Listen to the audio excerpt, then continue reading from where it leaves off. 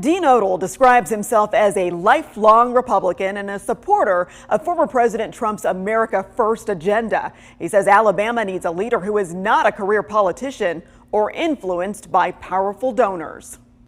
It was Governor Kay Ivey's handling of the pandemic that drew Minister Dean Odle into the 2022 governor's race. He opposed the shutdowns and vaccine mandates. Well, I decided to run for governor because of the failure of leadership that we've had in the state when it comes to the coronavirus pandemic. We're dead last in K through 12 education, 47th overall, 52nd in math. The prison system is a disaster. The feds are about to get involved in that. It's so bad.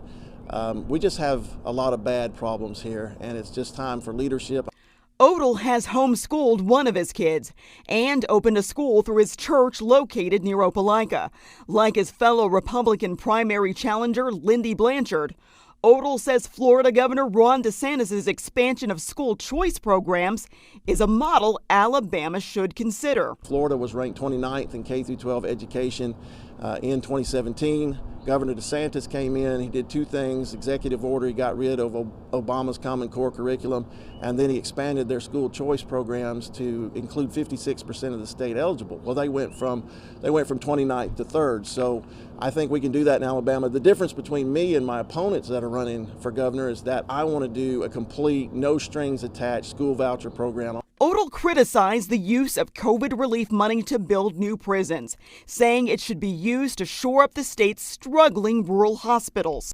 We just took money that we received from the federal government for the coronavirus pandemic, and we just took that and spent it on trying to fix the prison problem.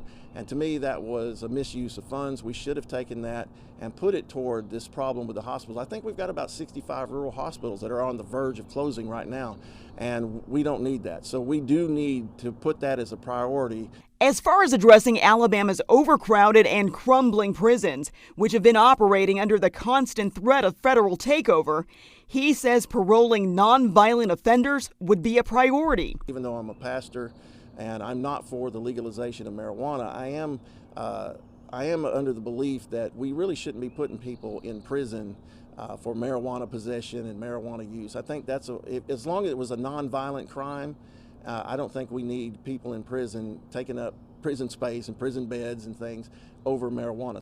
This year, another attempt at creating a lottery or approving casino-style gambling failed in the state legislature. Odle says ultimately expanded gaming should be left up to voters to decide, but he's not in favor of either. I think when you add casinos, you're creating an environment, more organized crimes coming into the state. It doesn't really produce what they want it to produce. And lotteries start out working pretty good, like they did in Georgia, but then over time, once politicians figure out that that's another cookie jar they can get money from, and then it usually begins to fail. To combat rising inflation, Odle says he would lower taxes.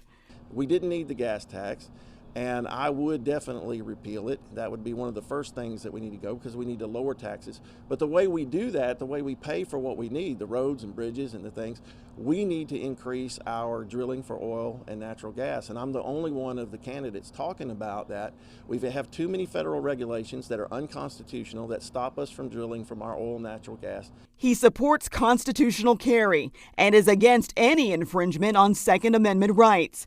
Cole is also running on the issue of election integrity, favoring more audits of state elections. If we don't have voter integrity and we're not sure that our vote counted, that's a serious matter. And I think both Republicans and Democrats should take it serious that we can audit these things and check these things and make sure that we're not being cheated out of our votes. Voters cast their vote in the Republican primary May 24th.